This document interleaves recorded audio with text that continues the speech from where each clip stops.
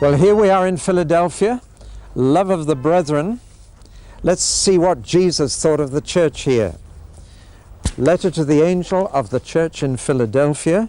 What would Jesus think about the little group of Christians here in the town that was planted here to spread Greek culture to the east of this land and further afield to Asia? Here was this church. What was it going to do? This is a message from the one who is unutterably holy and absolutely true. He holds in his hand King David's key to God's house. And when he opens a door, nobody can shut it again. And when he shuts a door, nobody can open it again. I know all about all you are doing.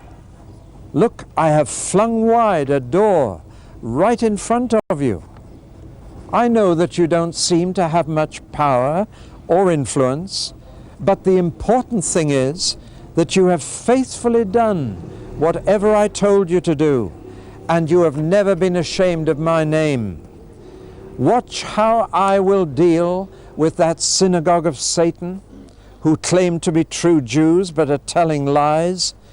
You will see me force them to come and prostrate themselves at your feet, admitting that my love has been showered on you and not on them.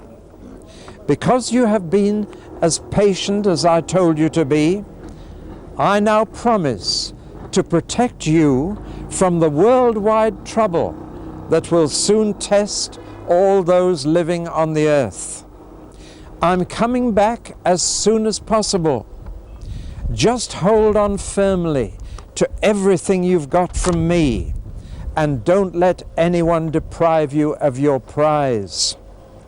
Anyone who wins through will become a pillar of strength in the temple of my God, and he will have the special name of my God inscribed upon him, as well as the name of the city of my God, that New Jerusalem which will come down out of heaven from my God. And I will also write on him a third name, the new name that I will then have. Let everyone who hears these letters read take heed of what my Spirit is communicating to all the 7 churches. When we look at the letters side by side again, we notice the last 3 form a kind of sandwich. Sardis, Philadelphia, Laodicea. Nothing good, nothing bad, and nothing good. And Philadelphia is squeezed in between these 2 churches in a very serious condition. I just want you to try and imagine the Philadelphian congregation. They've heard the letters to Ephesus, Smyrna, Pergamum, Thyatira, and Sardis. And Sardis has been a really rough letter. And now it's Philadelphia's turn. I can imagine them almost holding their breath. What's he going to say about us after all that? And the relief that they must have felt when he said, I have nothing to criticize. Well, let's go back and look at the city. First of all, again, a key city because it's on the borders of 3 different counties. The counties of Lydia, Mysia, and Phrygia in the province of Asia. So it's a key place. It's on the borders of these 3 counties. There are road and river junctions. Indeed, it was called the gateway to the east. If you've been, I think, is it to St. Louis in America? They now have a huge parabola arch, hundreds of feet high. They call themselves the gateway to the west. This was the gateway to the east. It was founded as a Greek colony, the furthest Greek colony into Asia. And they founded it quite deliberately as a gateway to take Greek language and culture up onto the main high plateau of what we now call Turkey. So it was essentially from the very beginning seen as a missionary town, but not a missionary town to spread the gospel, a missionary town to spread what we call Hellenism, the Greek culture and way of life, which they believed was the best, and they were expanding as an empire, and they'd had little difficulty implanting Greek culture on the coast. But as they spread further inland, they encountered these Phrygians, these hill people who were very old-fashioned, very conservative, very obstinate. Well, I'm sure I need say no more. There are even parts of our own country a bit like this, as you will find if you go and live there.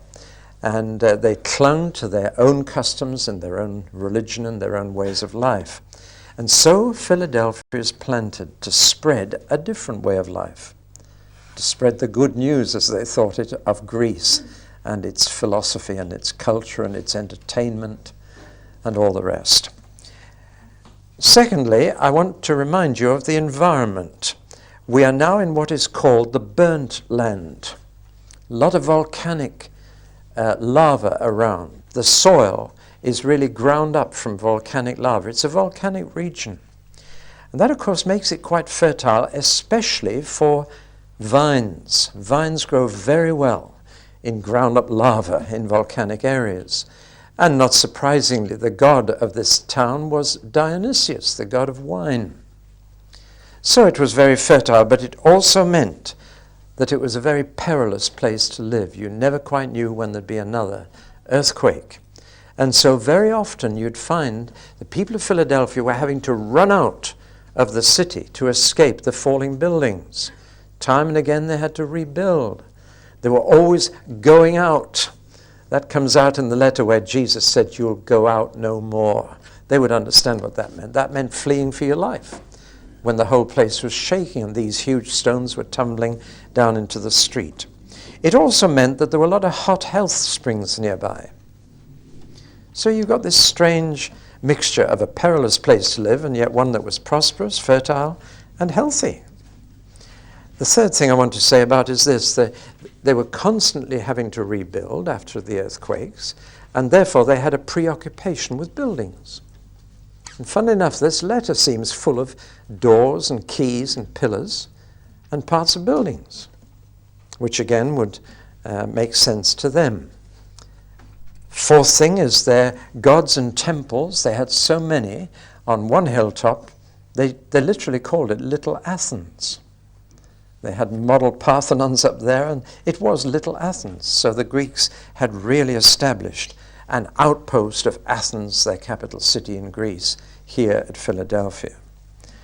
One more thing, this city constantly changed its name, constantly getting a new name. So you had to keep changing the postcode, or at least the address.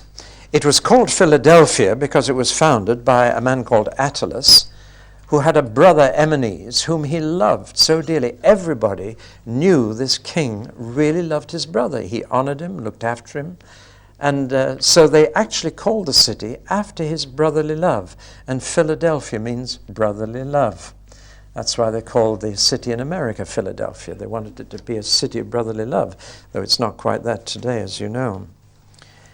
Then it changed, and they called it Neo-Caesarea, in honor of the Roman emperor, in gratitude to Tiberius, who had actually helped them financially to rebuild after the earthquake during his reign. And so in gratitude, they changed the name from Philadelphia to Neo-Caesarea, which means New Caesar. It's a bit like New York. They simply took the name Caesar and then called the town New Caesarea. And then later it changed again after another emperor, the Emperor Vespasian, and they renamed the city after his family surname, and they called it Flavia. So they were used to changes of names.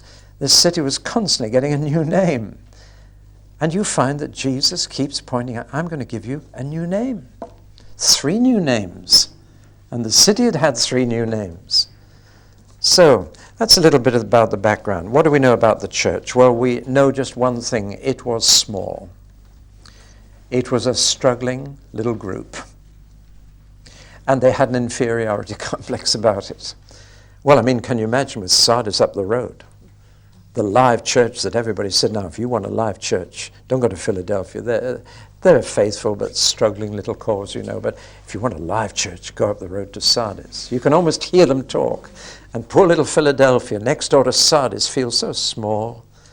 And they were obviously not having a great deal of influence on the city and not growing terribly fast. Oh, but Jesus has a letter, and he wants to say to that little church, he doesn't want to speak sternly to them. He won't discourage them at all, especially after the letter to Sardis. As I've said, they must have wondered what on earth he was going to say to them. But what a relief. They must have looked at each other after it was read in church and said, "Whew, we're okay." And Jesus meant them to think that. It's the longest self-description of Jesus of the whole lot. If you compare the self-description, it is the longest. Now, we're not just going statistically by size, but it's almost as if he's saying, you're the least important church of the seven, but you're the most important to me. I want to talk to you. The body may be weak, but the head is strong. He's saying you've got all you need in me. You may be small and insignificant and not influential, but you've got me. And he calls himself by a number of lovely titles. First of all, he talks about what he is, and then he talks about what he does. Firstly, what he is. He said, I'm holy and true. I'm the Holy One, literally. And that is a title for God, used even in this book of Revelation. One of the striking things about Revelation is that the same titles are applied to both God and to Jesus. Nothing could be clearer that Jesus is God. Titles like the Alpha and the Omega, the first and the last, they're applied to God in Revelation 1 and to Jesus at the end. And here's a title, the Holy One. That's one of the titles of God in the book of Isaiah. It's Isaiah's favorite title for God, the Holy One of Israel. And here's Jesus saying, I'm the Holy One. I'm God. You've got all you need in me. Then he says, and I'm the true one.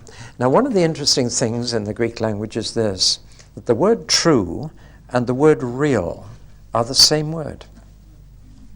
Therefore, wherever you see true in Scripture, in the New Testament, you can change it for the word real. When Jesus says, I am the truth, he's saying, I'm for real. When he says, I'm the true vine, I'm the real vine.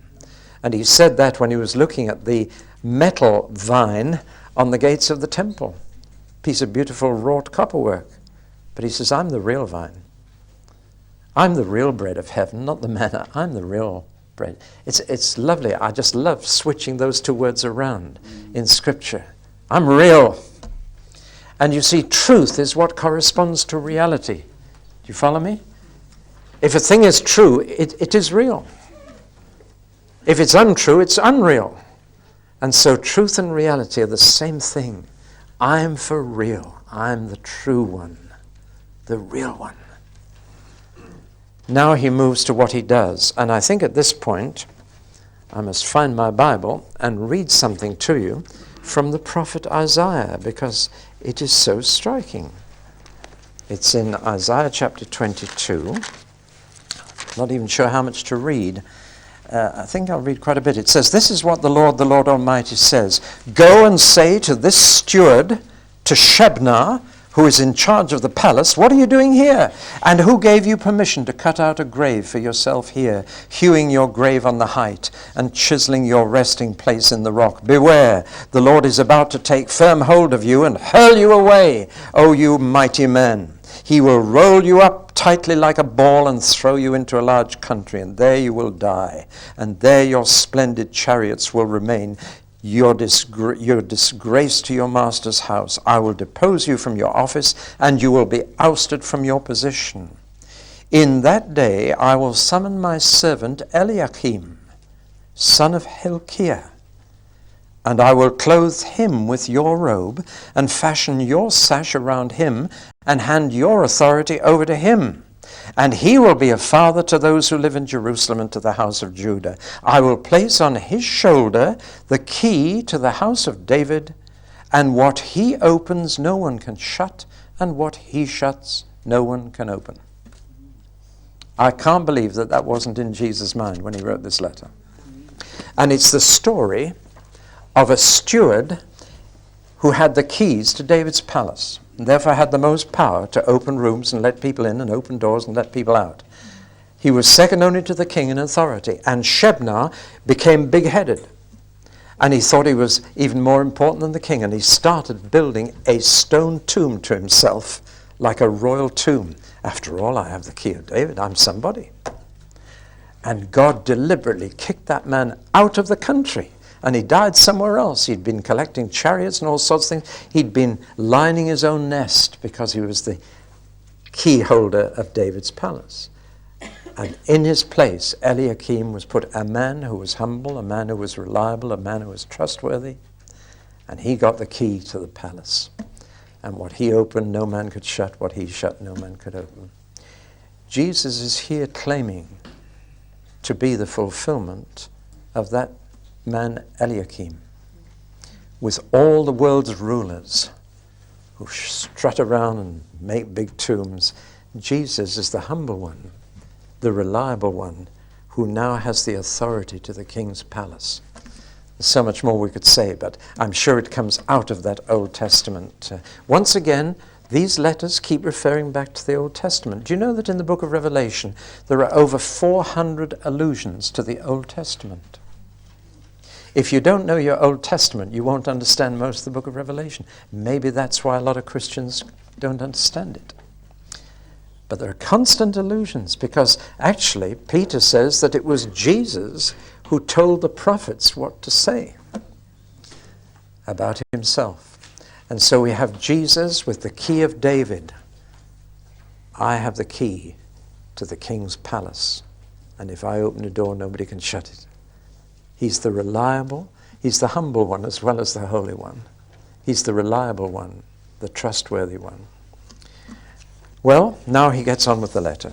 He says, I know your deeds. You have little strength. Means either in numbers or influence. They were insignificant, but not to the Lord. There were three things that were good in this little church. Number one, you've kept my word. And to keep the word is not just to treasure it, it means to obey it. You've done whatever I told you. Now, what joy that must bring to the Lord when he can say of a church, they've done everything I told them. That's the secret of real success, to do only those things that the head of the church tells you to do. So simple. And this little group of faithful Christians, everything Jesus told them, they did. No argument, no saying, well, that's impossible here. They just did it. You've kept my word. You've not denied my name. Not only was obedience characteristic of this church, but courage was too. They also had faced this test of their courage to say they were Christians openly, to say Jesus is Lord rather than Caesar is Lord, and they'd done it. And they'd not denied his name. Furthermore, it says they had endured patiently. Patience, we heard a lot about that earlier from Mark. Love is patient, can wait. Now, you can get very impatient when you don't see quick results. We live in an instant age. Not just instant tea and coffee, but we want everything by next Tuesday or Thursday at the latest. We want to see the church immediately successful. We want things now. It's because we live in an existential rather than an eschatological age. Boy, there are two big words for you. Eschatological means you live for the future. Existential means you live for the present. And I'm afraid what we're getting is an existential rather than eschatological gospel. A gospel which is more concerned with delivering people from their hang-ups than from hell. You understand what I'm saying? A gospel that's becoming too preoccupied with the personal and political problems of the present and is overlooking the future that God is planning for us. We are the people of tomorrow. We live for the future. The kingdom is tomorrow, breaking into today. We can have a foretaste now, but no more. And we are looking and longing for the full kingdom to come on earth as it is in heaven. We are eschatological people. That word means living for the future, for the end. And that should profoundly affect our behavior in the present. But when you become a church that's just living for the present, one of the first things to go is patience. Bible constantly says, wait patiently for that future. It's coming. James says in his letter, the farmer is patient, waiting for the crop to come. Then why are you so impatient? You can get so impatient that the kingdom is not coming. Want it now.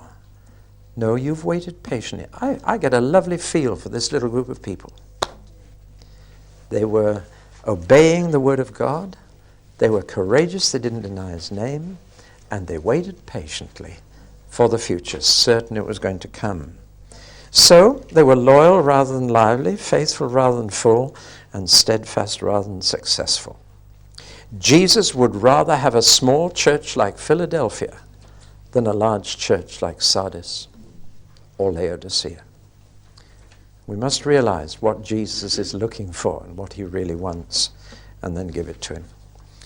Well, he makes 3 special promises for their immediate future, one of which he's already got in hand. He's already begun to do one of these things, but he says 3 things I'm going to do for you. And I just list them. I'm afraid I'm guilty of alliteration so often. That's the province of fools, poets, and Plymouth Brethren, I'm told. But anyway, I got the disease from somewhere, but you had it this morning, Mark, so why shouldn't I? Well, here are the 3 things he promises them: increase, influence, and immunity. Now let's look at these 3 lovely promises. Influence. He says, I've set before you an open door. You may think you can't do much, but look, I've opened an opportunity for you. You just go through. He's really saying Philadelphia is my missionary town, not to spread Greek culture, but to spread my good news. And really, you can't do much if the Lord doesn't open a door for you. You try and evangelize where the Lord hasn't opened a door. You'll find in Paul's letters frequent mention of the word door, and it's always a door that is opened to preach the word. A great and effectual door has been opened for me. The Lord opens these doors. Sometimes we're so busy trying to batter a closed door down that we didn't see the door that he was opening, which was probably in quite a different area. See, let me mention 2 doors the Lord has opened wide in our country. First, the door into prisons. The key of David has opened prison doors, and the gospel is sweeping through some of the prisons of our land and preparing evangelists in there who, when they're released, will come out and show some of us up. So a wide door is opened. I'll tell you another door I'm excited about. We had a representative here last time we were videoing from the Gypsies. Were any of you here? You'll remember the lovely talk he gave us in the morning worship. I'm constantly in touch with the Gypsies. I think the last phone call was about a week ago. And it's just so exciting to hear how the Spirit has opened a door. Do you know there's not a Gypsy family in England that hasn't got a Christian in it now? The proportion of Gypsies who now love the Lord is higher than for any other ethnic group. Not talking about the travelers now, I'm talking about the Romany Gypsies. And Jim and I have visited a camp outside Leicester where every caravan had stickers for Jesus in it. And they turned a barn in which they used to keep their old painted caravans into a little church. You've never seen such a collection of chairs, all from rubbish dumps with sagging seats, but they've collected chairs from everywhere. And there's a pastor preaching there morning and evening every Sunday, and he can't even read. He gets his messages from the Lord. The Spirit teaches him. And I'm astonished. They ring me up and ask about Bible teaching, but you know, they don't ring me up and say, what does this mean? They ring me up and say, I've read this, and I think this is what it means. And you know, they are spot on. I don't need to guide them. I say, the Spirit has told you the meaning. You don't need to ask me. Well, I want confirmation. And so we've been distributing tapes and videos among them, because for those who can't read, this is a way of getting teaching through. But here are 2 doors the Lord has opened wide, and there are many Christians sitting in church on Sunday that haven't even seen them and don't know about them. See, when Jesus opens the door, no one can shut it. We should be keeping our eyes open for the doors that he opens and grab those opportunities. And if he shuts the door, you can batter it for all you're worth, but you'll never get it open again. And he says to Philadelphia, you're small, you may be insignificant in your own eyes, but I've set before you an opportunity. If you take it, you're going to influence many. Second, influence even on their enemies. Now, they were having real trouble from the Jewish traders in the synagogue, and Jesus has no compunction about calling it a synagogue of the devil. They're trying to close this little church down, and Jesus says, I'm going to humiliate them. I'm going to bring them, and they're going to fall down on their knees before you and say, you're the people of the Messiah, not us. The Messiah loves you. We can see it. Can you imagine that? The best way to get rid of an enemy, of course, is to turn them into a friend. And that's what's going to happen. They're going to come and join you and say, we're sorry for what we've said about you. Can you imagine that? How they would feel then? So they're going to increase. A door for the gospel is open. They're going to influence. Even their enemies are going to see the love of Christ in them and come and humble themselves and say, you got it and we haven't. And thirdly, immunity. They were small. They couldn't take much persecution. And so Jesus said, there's a wave of trouble going to come right through, but I'm going to keep you from it. Now, some, unfortunately, have built on that promise, the secret rapture, we're all going to be taken away before the trouble comes. This is only promised to Philadelphia, I want you to notice. And it's promised to a small, faithful church. And Jesus is going to give them special protection. He doesn't say he's going to protect anybody else. It's going to be an hour of trial for everybody, of testing. But it's a promise of great encouragement, of special concern. I'm going to take special good care of you when these troubles hit. Lovely promise. See, Jesus is concerned about a small but faithful church. His advice says, I'm coming soon. Once again, this thought of the parousia, the return of Christ, is going to be something that will hold this church together and keep it faithful. All they need is perseverance. Hold on to what you have. Similar to Sardis, but here all of them are holding on. Sardis, only a few names. See that no one will take your crown. That doesn't mean that somebody else will grab their crown and wear it themselves. It's see that nobody robs you of the reward that will come. The crown is so often in Scripture the equivalent of the gold and silver and bronze medals at the Olympic. But then they didn't hang something around your neck. They put a wreath of olive leaves sewn together on your head. This was the crown. It's the crown of somebody who's won through, who's run the race, who's touched the finishing post first. Someone who's persevered, who's kept at it, and who's stayed with it. A lovely reward. The promise for the future is fascinating, for a reason we'll come to in a moment. He promises first that they will be a pillar in the temple of my God. Some people have thought, but then in Revelation 21, in the New Jerusalem, there is no temple. Yes, there is actually.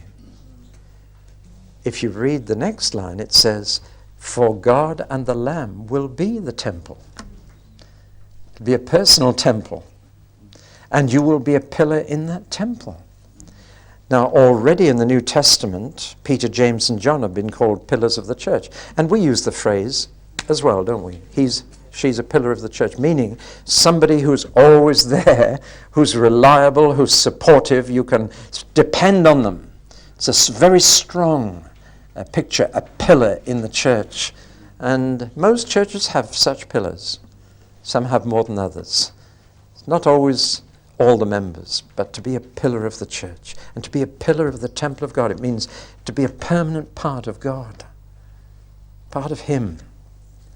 And then comes these new names, 3 new names, the name of my God. Now, in the days in Philadelphia of which we're speaking, there were a lot of pillars with names on it. It was their way of honoring citizens, their way of making them freemen of the city. You got your name on a pillar. But often on those pillars was the name Dionysius, the name of their god. But in fact, Jesus says, I'll inscribe on you the name of my God. And the name of my city, the city of my God, this new Jerusalem that's coming. And my new name, now I told you that Jesus has 250 names and titles, but he's going to get more. And I don't know what we're going to call him. when we live with him in the New Jerusalem. You don't either. He is going to have a new name. It won't be Jesus. It won't be Christ. What will it be? Well, I haven't a clue. I nearly said I'm dying to find out, but I remember when I said once I'm dying to see the New Jerusalem, and the man in the congregation said, "You will, David, you will." Well, we will one day. And that name will be written on us too. He will own us. We belong to him. What will it be? What will we call him? Something that nobody's ever called him yet. It will belong to his new phase of existence in a new heaven and a new earth and a new Jerusalem when everything's been made new. And therefore there'll be new names. Incidentally, you'll have a new name too. Jesus usually gave new names to those who followed him. He called Simon, which means a reed shaken in the wind. He called him Peter, a rock. He actually called James and John sons of thunder, which tells you quite a bit about their temperament. Well, did they hang on? Did Philadelphia come through? When Islam swept across Asia Minor, the last Christian bastion was Philadelphia.